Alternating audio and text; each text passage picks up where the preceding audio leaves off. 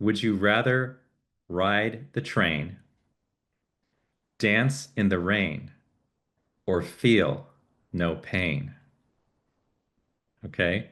Ride the train, dance in the rain, or feel no pain. And I'm just gonna put this on gallery view so I can see. And I want to, this time I'm going to ask the questions and I want to see a show of hands. So who wants to ride the train? Okay. And a couple of hands go up. Who wants to dance in the rain?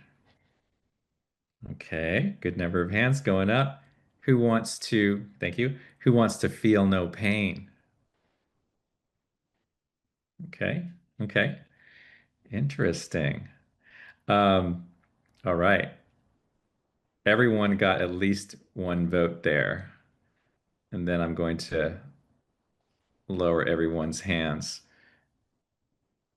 So that's it's kind of a litmus test, but it's almost something that's cool to contemplate. And when we're talking about riding the train, you might be a person who likes observing life, but you want a little bit more predictability and a secure path. There's a sense of I'm observing things, but I'm riding safely in the train. Maybe the food cart's coming by, and yeah, I've got all the comforts that I need. That's at least the vision that comes to me.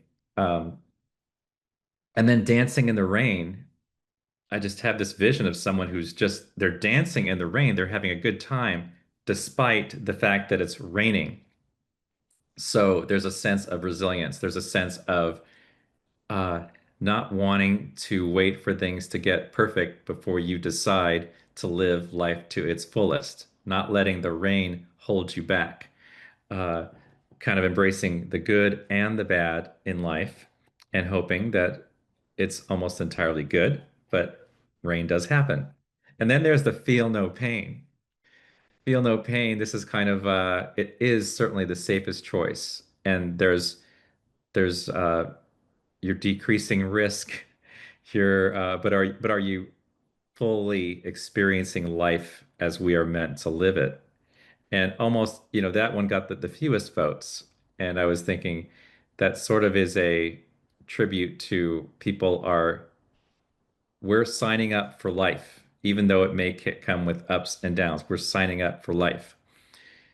It reminds me in that movie called The Recruit, Colin Farrell was asked that question by Al Pacino's character in the beginning of the movie, and Colin Farrell's character said, "Dancing in the rain."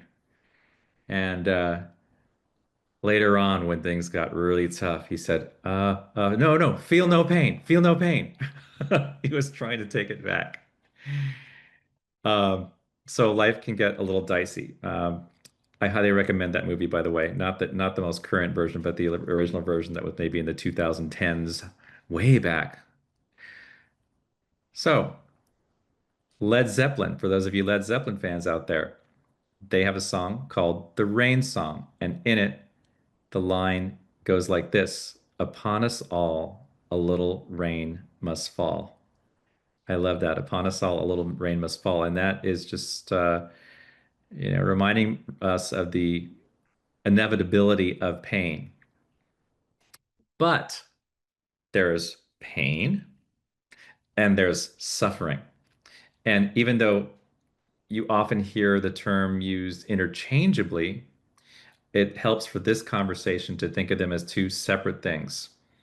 Uh, I Googled what's the difference between pain and suffering? And Google told me pain is a physical sensation or a negative emotion, whereas suffering is the psychological and emotional distress related to that pain, often involving distress, misery, agony, anguish. Geez, my energy level just went down.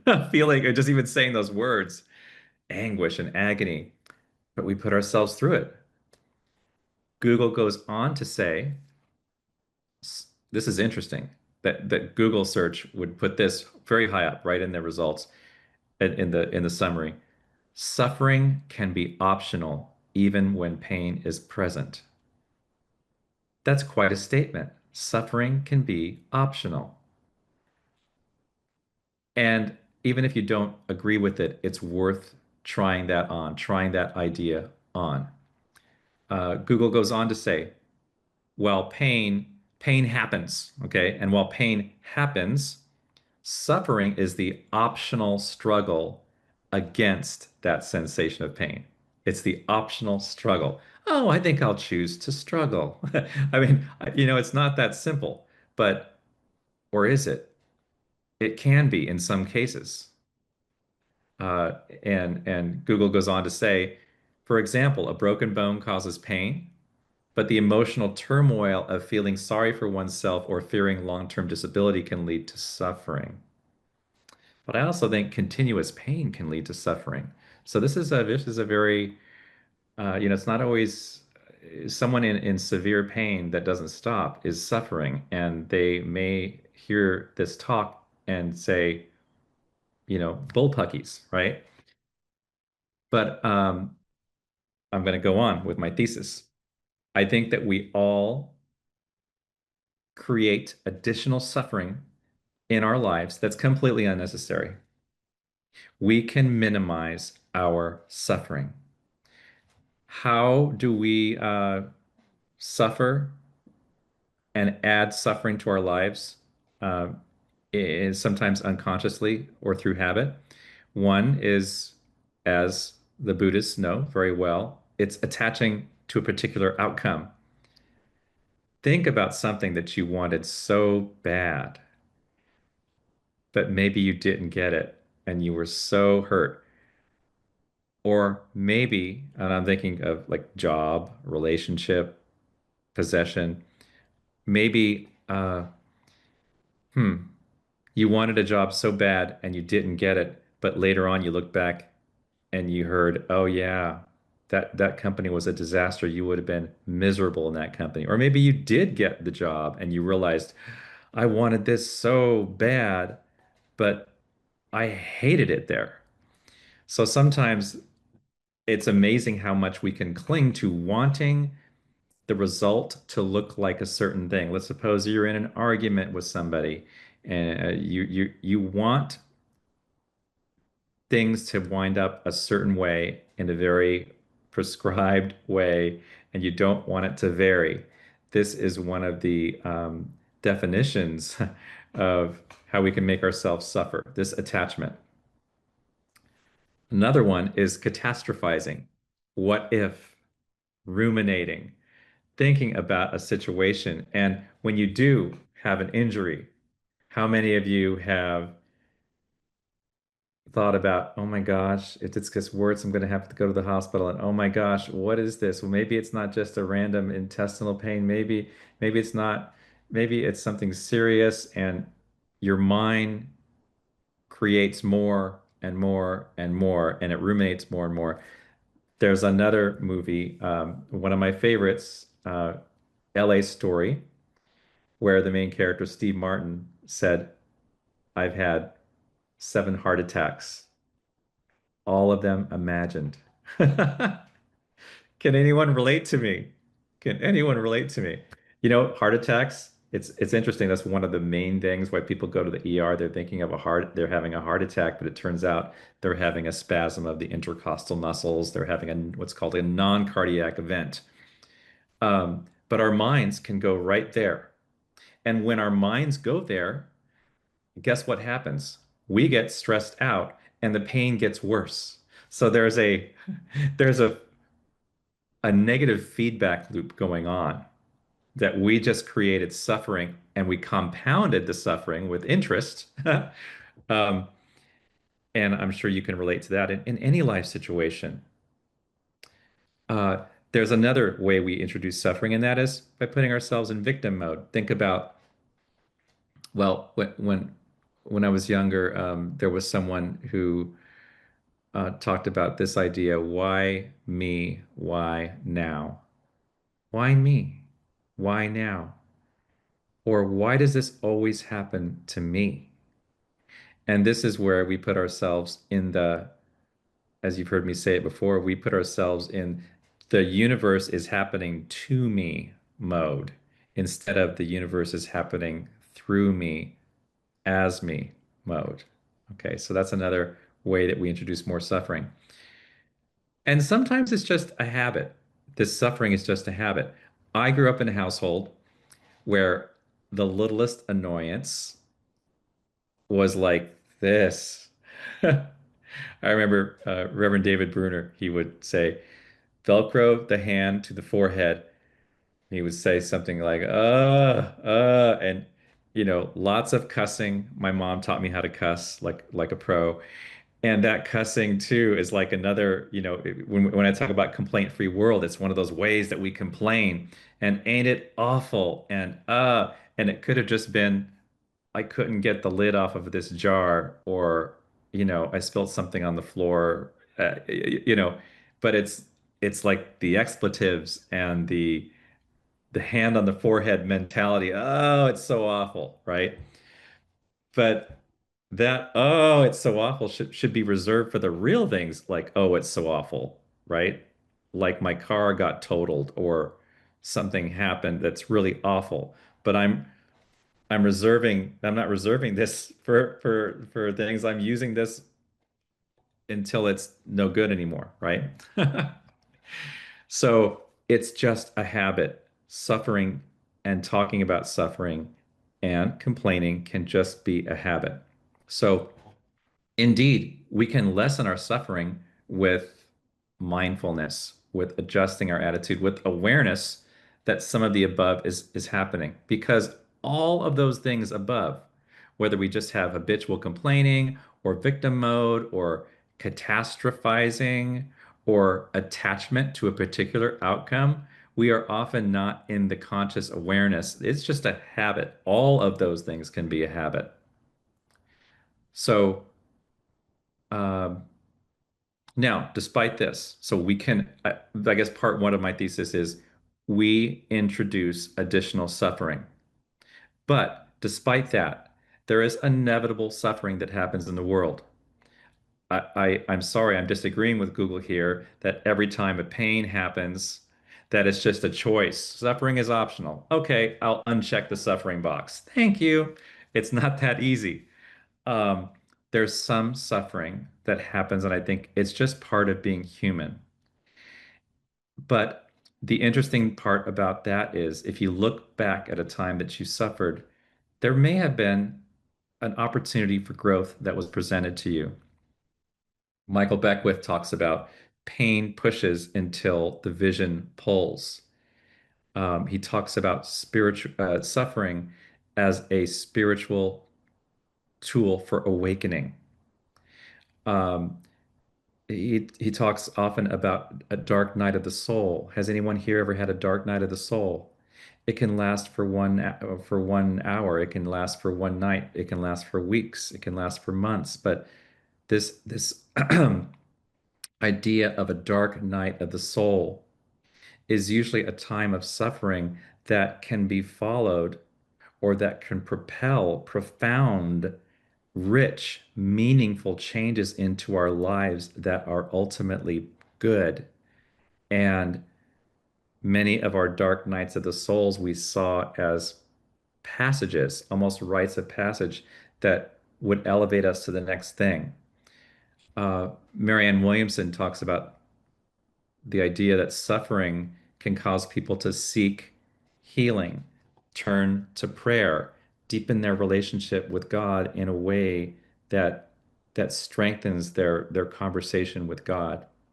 So suffering can be transformational. It doesn't have to just be painful. There's something that I often said, and I forgot where I got this from. It's my transcription of I believe it's an idea from Hafiz, but it's completely different. Here's my transcription. This is an idea. Pain is the knife that carves the bowl that contains our deepest happiness. And if anybody knows the source of that, it would really, I think the original one had to do with the flute or something like that that plays the richest melody. But this one is pain is the knife that carves the bowl that contains our deepest happiness. So think of that.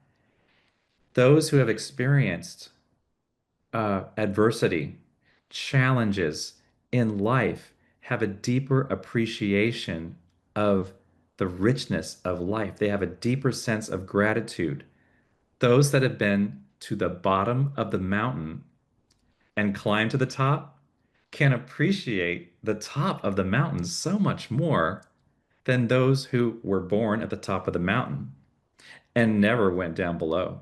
Think about that.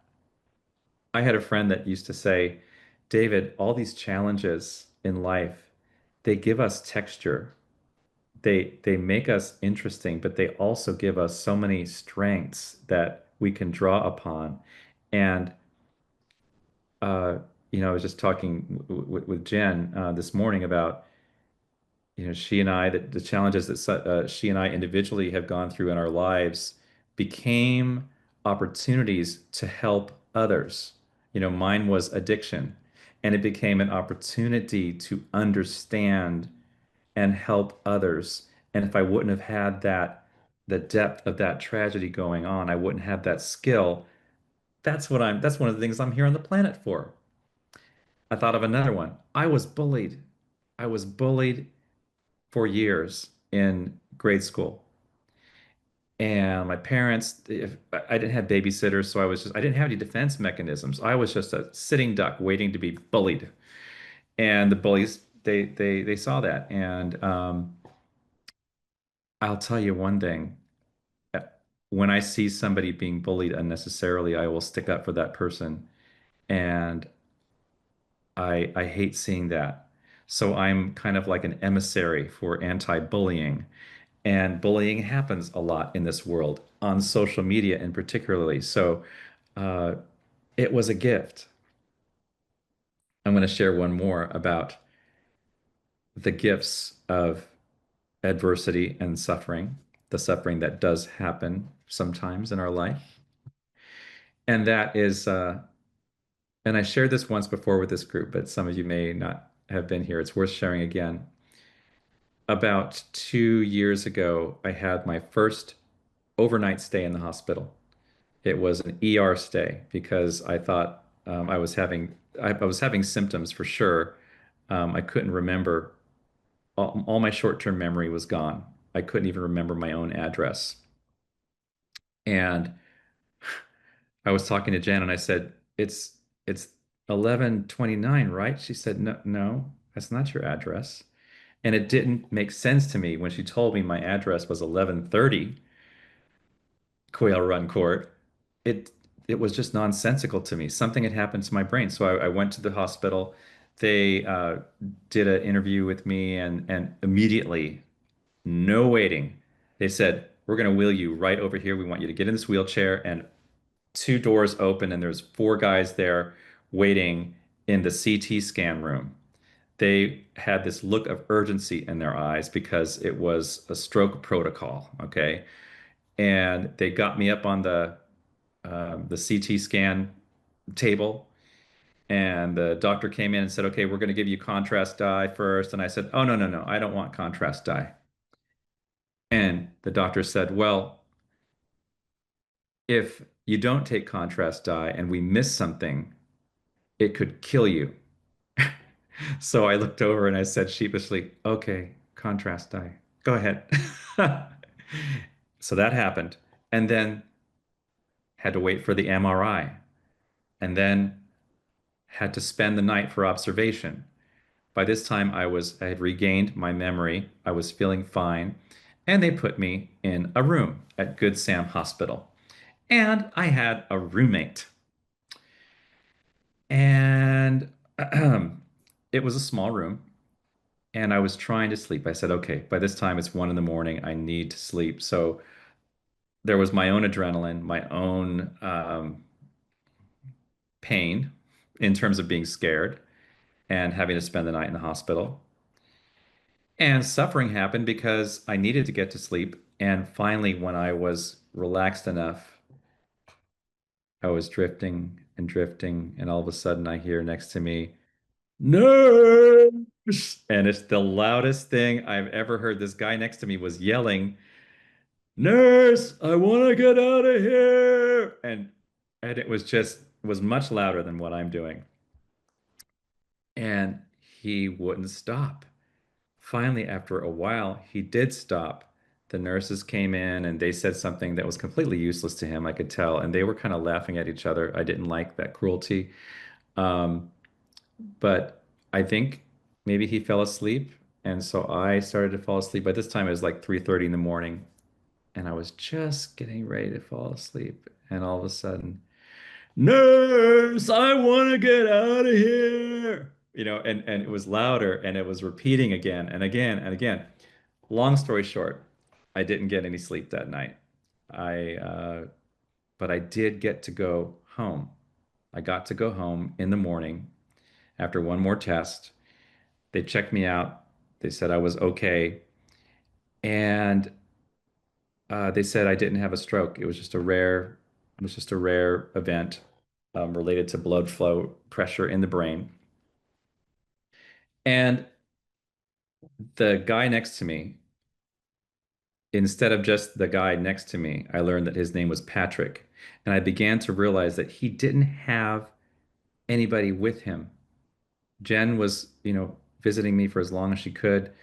She was with me in the morning, and this guy had no one. This guy was confused, and what was occurring was appropriate for him, given what he was going through and given his situation. I realized that isn't just some person.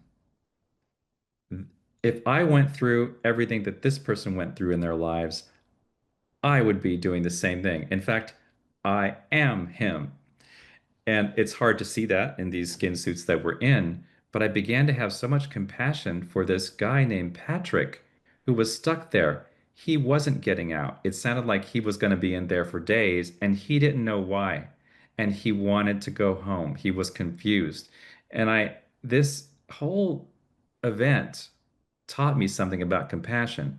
And as I was walking through the hallways, I looked in each room, and this was on a particular part of the hospital where they were hooked up to all kinds of things. Um, they looked like they were suffering. And I can never get these pictures out of my mind of that suffering. And somehow, uh, it made me feel more compassion for their plight. And have you ever had an experience like that where you felt your compassion growing? And so that's why here we are on Zoom, growing consciousness and growing compassion when people in Gaza are starving to death. Okay. So here's where I believe all of us in this room are healers. All of us in this room are empaths. All of us in this room we've gone through a lot of suffering, and that suffering is relevant and useful to change the world. We may not be able to change what's happening in Gaza, but we can change the world right in our local orbit. Okay. And so this is where I think the value of our suffering and adversity come in. And this talk also reminds me of one of my favorite deities. It is called a bodhisattva. And I've talked about this a lot, but those of you who are new to this thinking, a bodhisattva in the Buddhist religion is uh, an entity or saint who refuses to go into enlightenment because they are waiting for all other souls to become enlightened. And this particular bodhisattva, the most revered bodhisattva, is named Avalokiteshvara. Avalokiteshvara. And he is the bodhisattva of compassion. This was many moons ago. And since then, the Avalokiteshvara has reincarnated many, many times.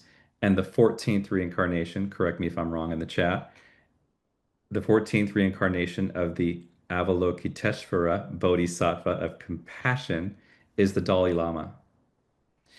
And the Dalai Lama and Avalokiteshvara, of which she is incarnated, is one who hears the cries of the suffering. The original form of Avalokiteshvara, as it is depicted, also can shift between male and female forms. So it is a revered saint in the world of gender alternative communities and LGBTQ communities. Um, the Bodhisattva has 1,000 arms so it can reach as many people as possible and help as many people as possible. Now, this isn't just some deity to study. This is all just, like angels. It's a manifestation of God.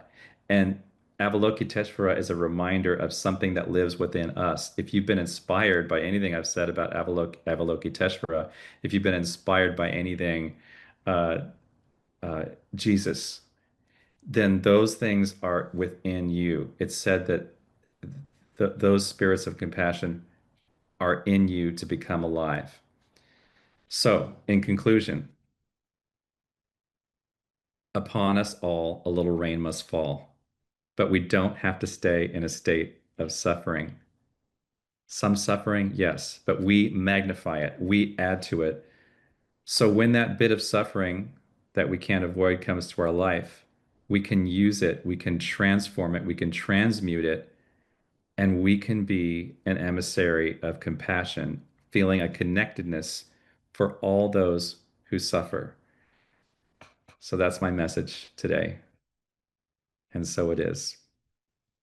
And Amy, I'm going to spotlight you for a song. Well, I'm just going to have to say two things before I sing. Number one, I don't know if you've heard or if you've already shared with your community here the latest hot topic of the Dalai Lama. Have you heard that the Dalai Lama, yes or no? Have you heard?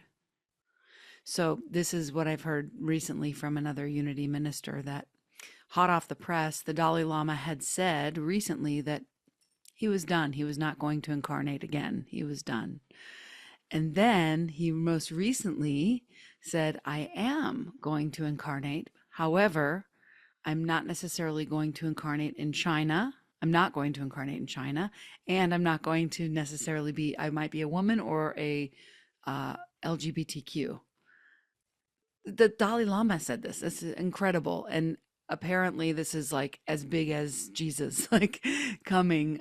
That's the one thing. And then the second thing I have to say, which I know I shouldn't talk so much, but I'm just hired to sing for you, but is that my beloved pet of 14 years just passed suddenly 3 days ago. And I am in such pain, but I'm also recognizing that I don't have to suffer. So I just wanted to share that before I try to make a song out of what you just did. I'm gonna Oh, do and Amy, and before yes. that, I'm sorry, you said your pet just passed? Yeah, my beloved baby Chihuahua. I think you guys have met her before in here. I've had her. She's always wanted to be with me, and she was my familiar.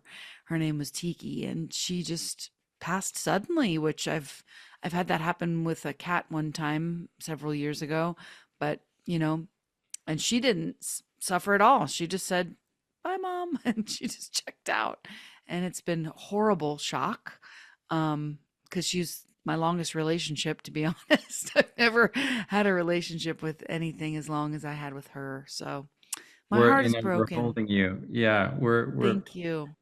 Thank uh you. we're so sorry. Um I'm and back just to what you were. I'm sort of embarrassed that in so much pain. Like I'm in almost as much pain as I was when my father passed. But it's only because this animal showed me an unconditional love that I've never been shown by anyone, including myself, really. Maybe God, but that's why they say God and dog, right? There, yes, That's the same thing. exactly. And hey, listen, Yeah. yeah, the Dalai Lama, I did actually hear that piece of information, and it's interesting because China is not too happy that he's saying that the next Right. incarnation is going to be in India, and that it could be a woman, and I'm Yeah. loving it. But Isn't that wild? yeah, And what a I think he wild just time to turned be alive. 90, so the transition is, The big deal, right?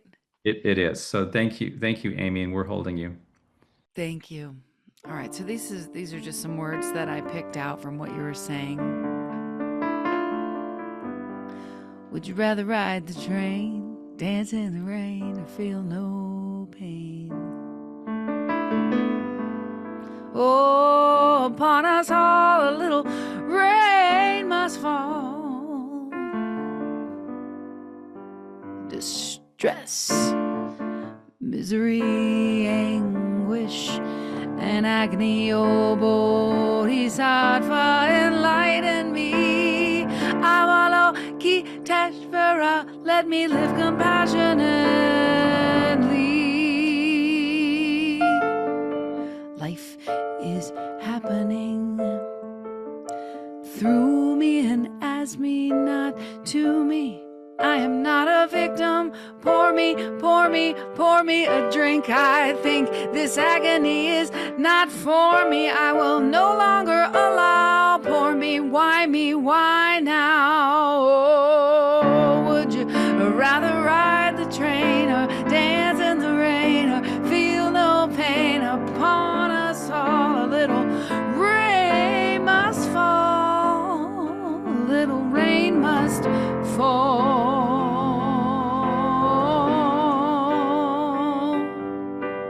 Ruminating, catastrophizing, expecting too much instead of dancing, hiding. Pain pushes until the vision pulls, and we have all had the dark night of the soul.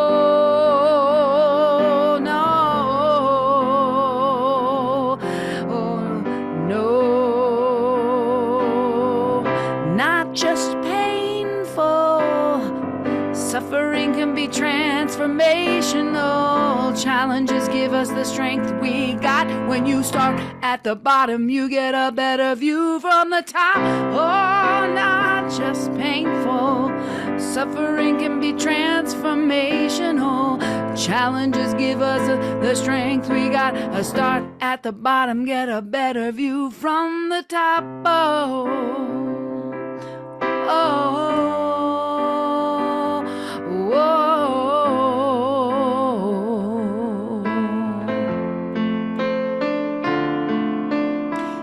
Fear and pain get us asking why. Fine, okay, I'll have the contrast dye and the MRI. I find compassion for all humanity. I am Patrick and Patrick is me. Oh, and not just painful. Suffering can be transformational. Challenges give us the strength we got. When you start at the bottom, you get a better view from the top. Oh yeah. Would you rather dance? I know that you'd rather dance in the rain than feel no pain. Oh, I know you'd rather dance. I'd rather dance in the rain than feel no pain. Not just painful. Suffering can be transformational. Challenges give us the strength we got. And you start at the bottom, get a better view from the top. Oh, standing at the top, looking down at all the love I got. All the love I got, all the love I got. I can see it from the top, I can see it from the top, I can see it from the top. Oh, the bottom, I came from the bottom, and I know now what love is. I know now what love is.